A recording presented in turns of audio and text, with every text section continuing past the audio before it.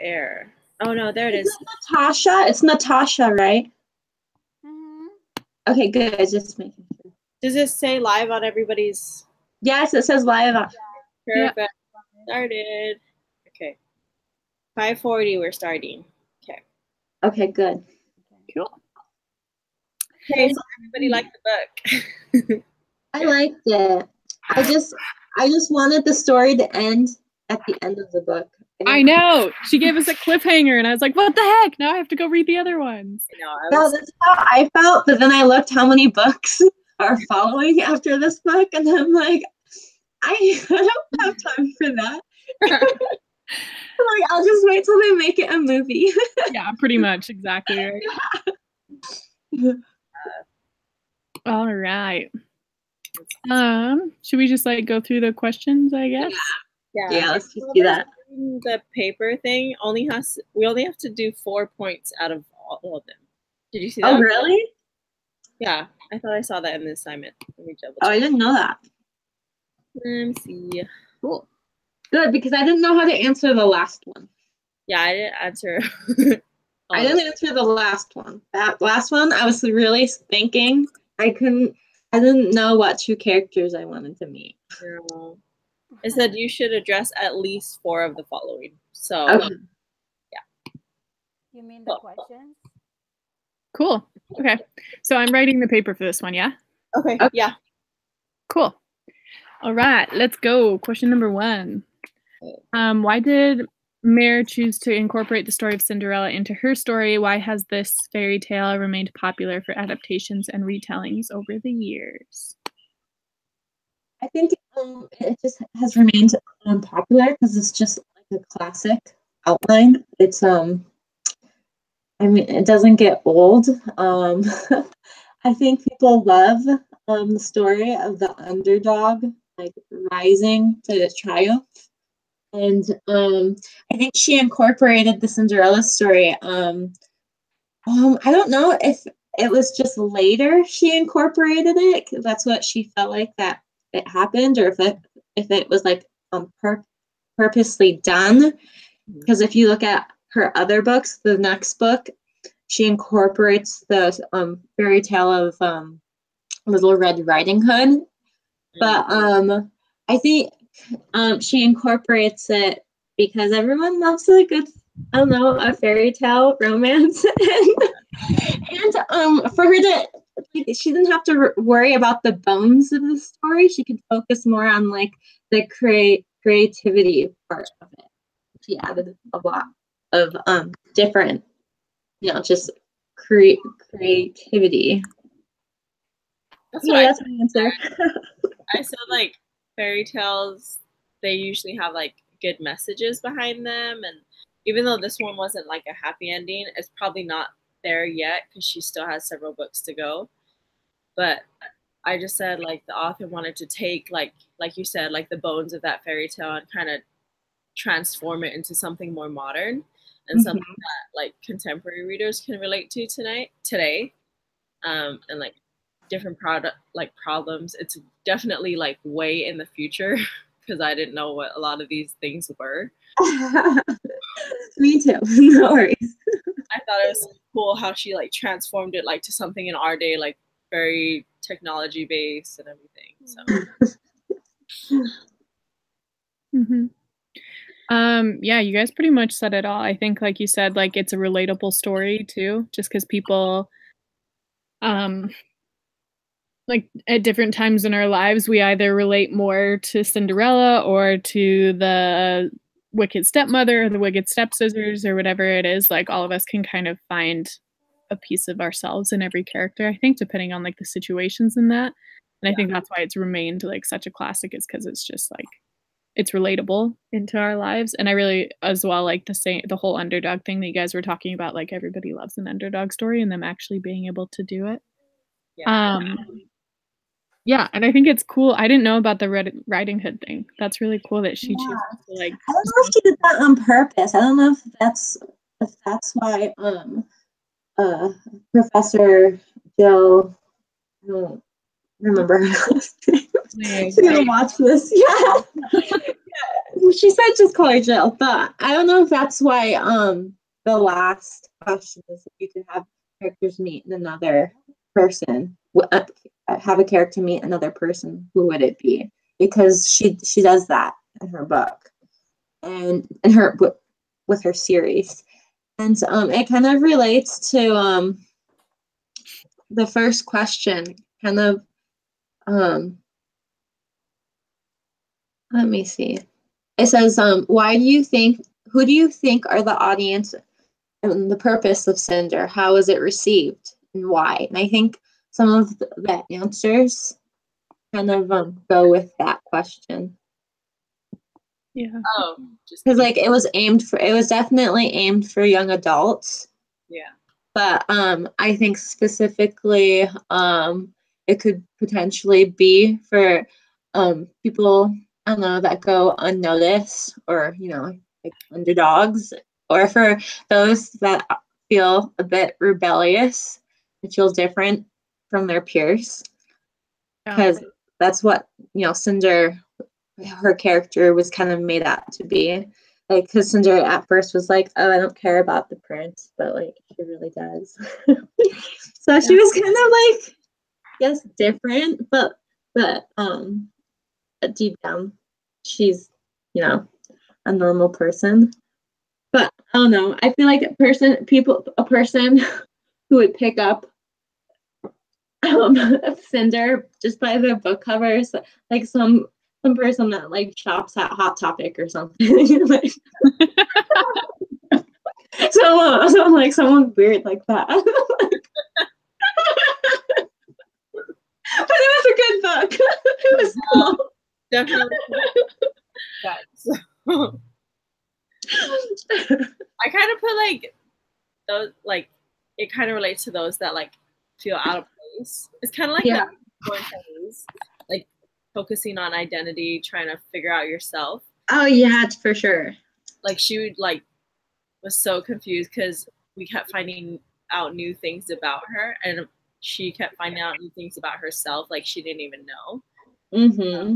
But then like when the prince kind of made her feel more valued, I think that's when she was like trying to deny her value, because I feel like he saw her as like something higher than she was. Like he probably saw her as like a princess, but then she like denied it, and she's like, no, I'm just a cyborg or whatever.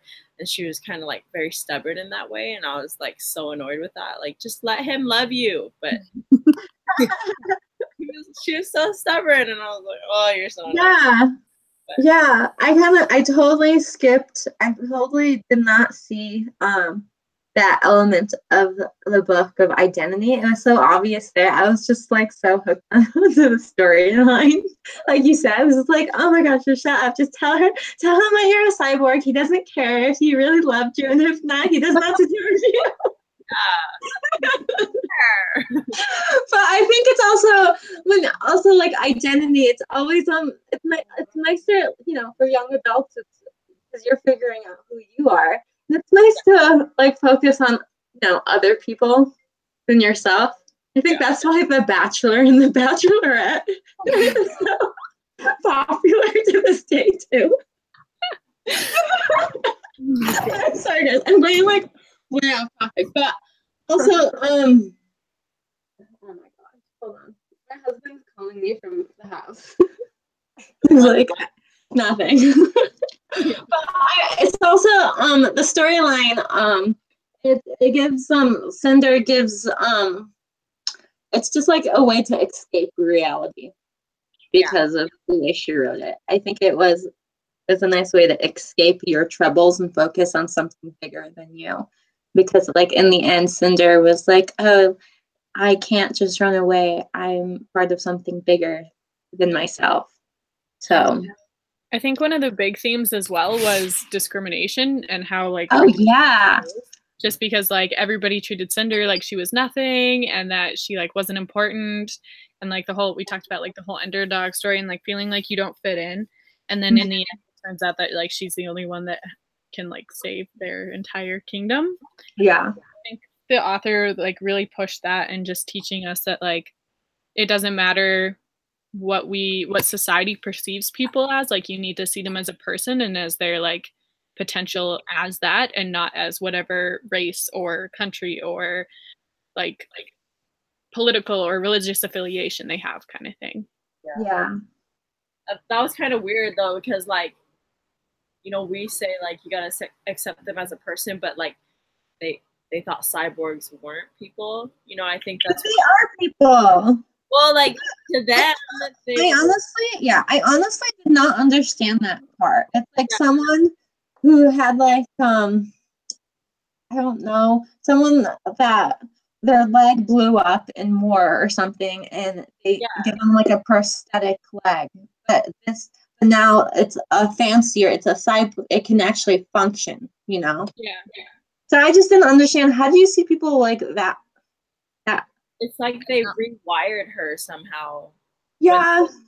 And so it was just like, oh, and especially in the first part, it was kind of like, you could definitely see the discrimination when people were like, oh, don't let your kids play by her, or like smells or something like that. They don't want to go to her booth, but even though she was like the best mechanic, like, they definitely treated her differently. And I feel like a lot of people do that in society, like even with like black people or white people or whatever, they just say, oh, don't let your children play by them. You know, it's still pretty prevalent in our day to day. It's just that. Yeah. Maybe it was to show how ridiculous we are today. One of like the big things that she pointed out. Yeah. Is that it's not like it doesn't make sense. Yeah. I think. Cool. Okay. What societal attitudes, values, or ideas are conveyed and challenged in this book? So like we said, discrimination.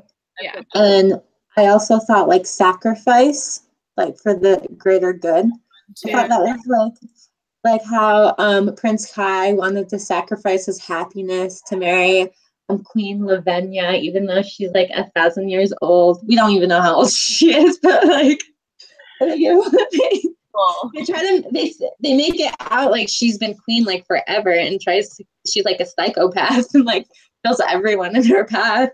But like so, and then the cyborg draft, like make cyborgs, like the cyborg draft to find the cure to leishmaniasis or whatever. And then the sacrifice that like Cinder had to do to support her family, even though she was like treated poorly. And also I thought they a value they showed was like authority. They just showed it a lot, like with Audrey, and then with the Commonwealth like government, it was like a monarchy. That's like so old. That's like so old school. Like, wouldn't you think they would have come up with some better kind of government? But whatever. And the lunar government was like a monarchy too. And even like the androids enforced it. Like when Cinder went missing for a few hours, and Audrey called like the android police on her, and they quickly found her. And then when citizens got sick, androids would quickly go and like pick them up and take them to quarantine. I just thought that was like the authority, enforcing authority pretty well. I can see that. I didn't put that, but that makes sense. I kind of like want to mention like one of the ideas that I think of is the isolation, and where during they were about to go to the ball, and then she, what do you call that? She want to go, but then the mom was like, you're something. She said that she not allowed to go or something. And then the other one was like I don't know, but I feel like I want to talk about peer pressure. I feel like the stepsisters could have like be on her side, but because of their mom, they're like, oh yeah, you know, something like that. Yeah. I could see that. Yeah. So like influence of parents or like authority figures over people. Yeah. World. Like I think that's also kind of shown in the way that the lunar queen interacts with people too, because like obviously in the book she has like this special power or whatever. But I could also relate that to daily life. Like how often do we just let people who are more powerful than us like get away with things or go about like their agendas without standing up for ourselves and like thinking about it and being like, no, this isn't okay kind of thing. And I think that's like another concept that the author put in there was just like being active in ensuring that like your freedoms are protected and not like allowing other people to take that away from you. I always got like so mad whenever the stepmom would talk to Cinder. I was just like, okay, how old are you? Can you just like leave? Like, I was just so mad, but yeah. Yeah. He took away her freedom and like it kind of like went towards her identity, like she made her feel undervalued. And so I just saw Audrey, the stepmother, was just so pathetic. Like she couldn't live unless Cinder worked. Yeah. You know? Yeah. So She's terrible. yeah. It was pathetic. Okay. How does Cinder challenge conventional literary forms and genres?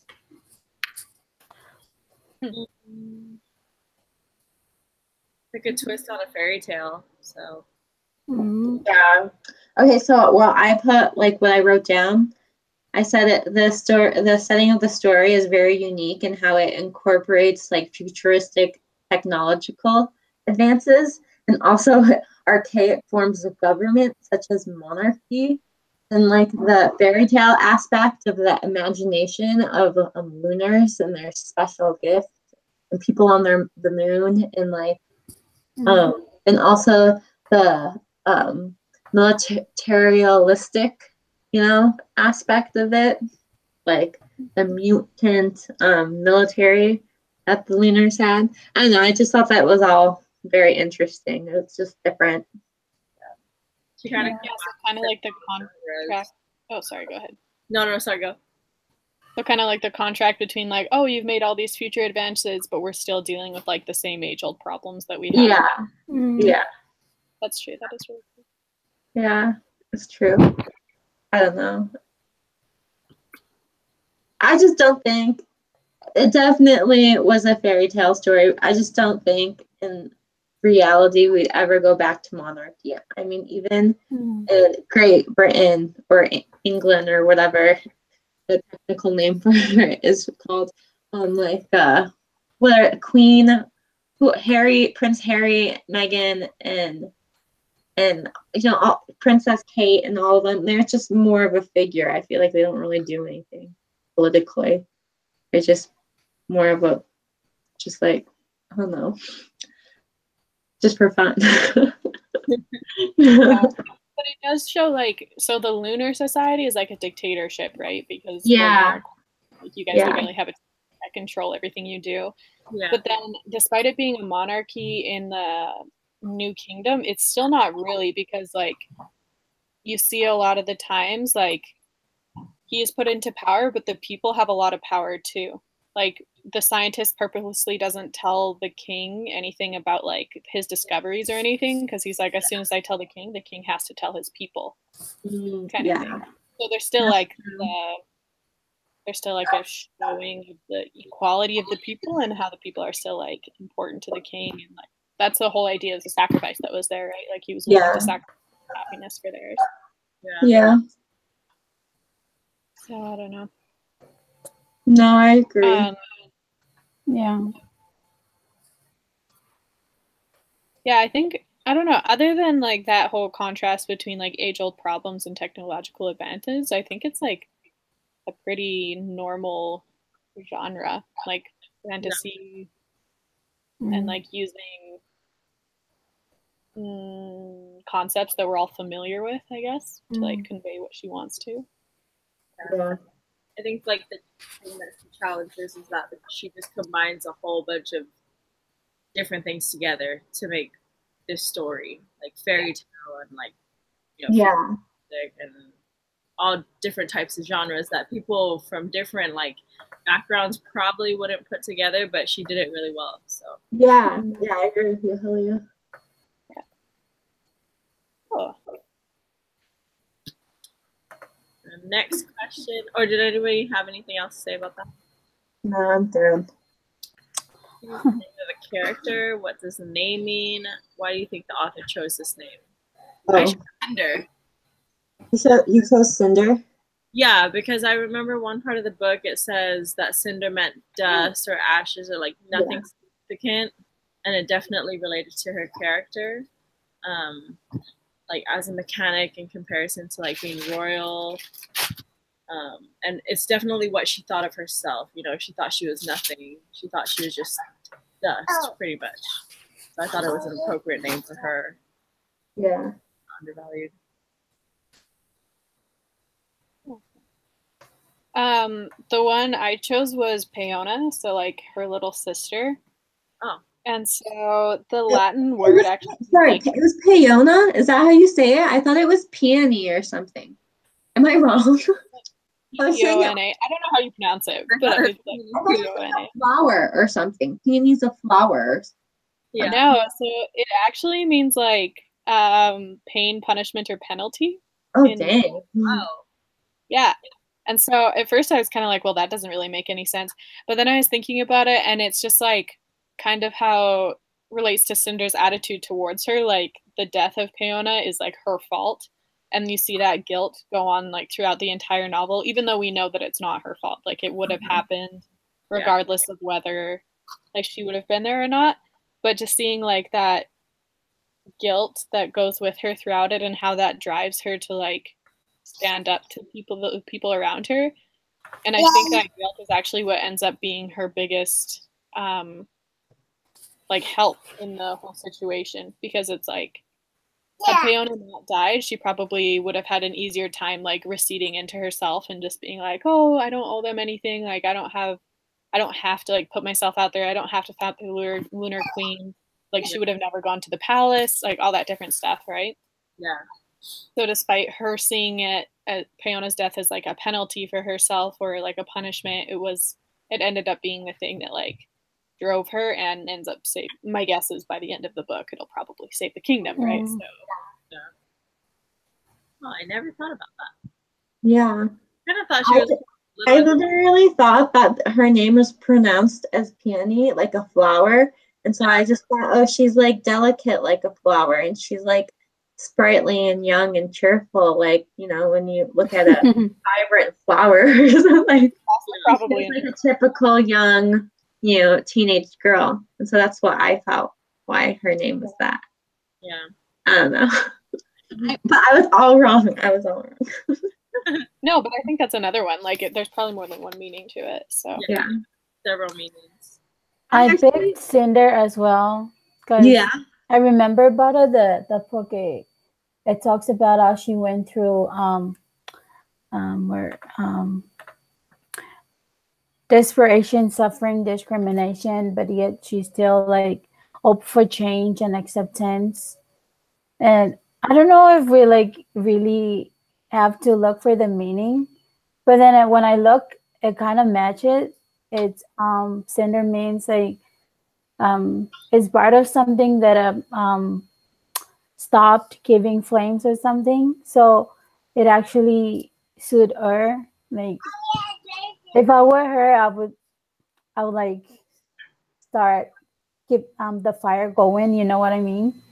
But then she's kind of the opposite. You know, she's like doesn't care at all. Yeah. Yeah. So I actually chose Pearl because that's what I thought for Peony, and I was like, I don't want to do her. So I was like, oh, I want to do Pearl, and I just thought it was because Audrey. It kind of reflects a lot on Audrey too, because like Audrey was her mother, and she would have to give her that name, and it's kind of like a bougie name. It is like, that's what I thought. Because like Audrey is trying to like give an impression or air about her that she's like she's upper class, but she is like lower middle class, and also like Pearl, she Audrey, you know, loved her daughters way more than Cinder, and I think she favorited Pearl over Annie because Pearl shared more of her bougie attitude, I guess. And Pearl was also like hard and cold towards Cinder's character. Yeah. And you know, a Pearl is round, so I just felt like her character didn't really like it didn't say much about Pearl's character. Like she didn't really have any dynamics like her character. And so I just felt like her character was just there to lower Cinder's self-worth and just ridicule her. So that's what I came up with Pearl. That's interesting because I kind of took it like the opposite way in that. Oh, really? Pearl, in that Pearl to me, it was like, I don't know, it was as if the author was kind of like putting an emphasis on how like terrible she is, basically. Because when you think of Pearl, you're like, oh, precious gem, like so beautiful and wonderful. Ooh, like and an irony, it's like ironic. Yeah. So it's ironic because Pearl's actually a terrible person and treats everybody around her like trash. And so it's just like the author putting out that juxtaposition right in front of you. Yeah. No, I totally agree. All right. Okay. I didn't answer The last point, or are we at a half an hour? In like 3 minutes, we'll be at half an hour. Did anybody answer the last question? I didn't answer it. I honestly tried. I Googled like all the characters. But seriously rattled my brain like Star Wars characters and like Harry Potter characters. So I'm like, I like them in their books. I like them in their place. Like, yeah. Yeah, I don't know. I think if anything, like maybe just like making the evil stepmother and stepsisters like meet the actual evil stepmothers and stepsisters of Cinderella. Maybe they could like actually see how terrible they're being. You know how you don't really realize your faults until you like see it in somebody else, and then you're like, wow. Or they'll just I don't know, like introducing them would actually help them see how ridiculous you're being. Yeah. Or like introducing Cinder to like Martin Luther King or somebody who made a difference in like discrimination. Oh yeah, that would be nice to give her some empowerment, like inspiration. Exactly. Show her that she's worth something. Yeah, that's true. Or introduce all the Jesus and all the problems would be solved. Yeah. Yeah, I'm hoping Second Coming will happen before anything like that happens. Alrighty. That's pretty much it, yeah? Yeah. So, I can send it to your Gmail, whatever I have written down. Yeah, I'll send you what I have to. Cool.